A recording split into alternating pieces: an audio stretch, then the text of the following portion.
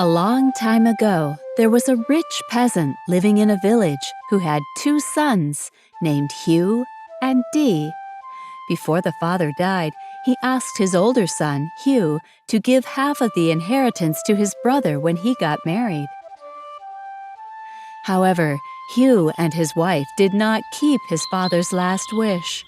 They decided to keep most of the inheritance and gave Dee and his wife only a small rice paddy in a barren farmland and an old starfruit tree. Nonetheless, Dee and his wife were pleased with what they had and continued to work hard. They always took a little time to take care of the old starfruit tree and traded the starfruits for food in the nearby market. One day, Dee saw a giant raven who was eating all the starfruits. Dee begged the bird to stop eating the starfruits.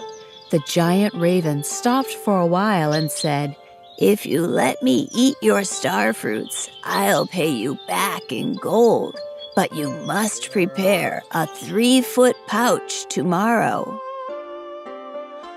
The following morning, the raven came back. "Prepare the pouch for the gold." Dee climbed onto his back, and then they flew away. The raven brought Dee to a gold mountain. Near the entrance of a cave, the raven said, "You can take whatever you like."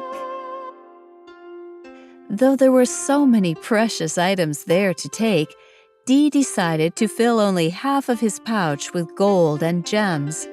When the raven saw the half-filled pouch, the raven asked, "Why didn't you fully fill the pouch?" Dee answered, "This is good enough for me." Dee and his wife became very rich, but they still worked hard and had a successful living as farmers. His brother Hugh heard about the story of the raven and got jealous. One day, he and his wife forced Dee to trade the farmland and the starfruit tree for their larger plot of land and all the fortune they had. When the raven came back to eat the starfruits, the couple repeated the same thing as Dee before. The raven also said the same thing.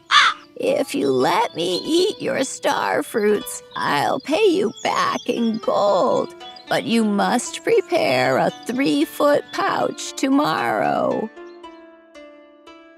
But out of greed, they decided to prepare a 6-foot pouch instead of a 3-foot pouch. Everything happened almost the same way. At last, Hugh entered the cave, filled with gold coins and precious gems. He crammed a lot of gold into the pouch. As soon as the raven took off again with Hugh on his back, it urged Hugh to throw away some of the gold coins. "My wings are tired. If you don't drop some of the gold, we both may fall and die." But Hugh was too greedy to throw away such precious gold. Suddenly, the raven lost his balance and angrily cried, "You are too greedy! You'll die with your gold!" Hugh fell off from the back of the raven. He and his gold hit the sea and sunk all the way to the bottom. His precious gold and gems were no good to him at the bottom of the sea. Hugh knew now what the saying, "Never bite what you cannot chew," means.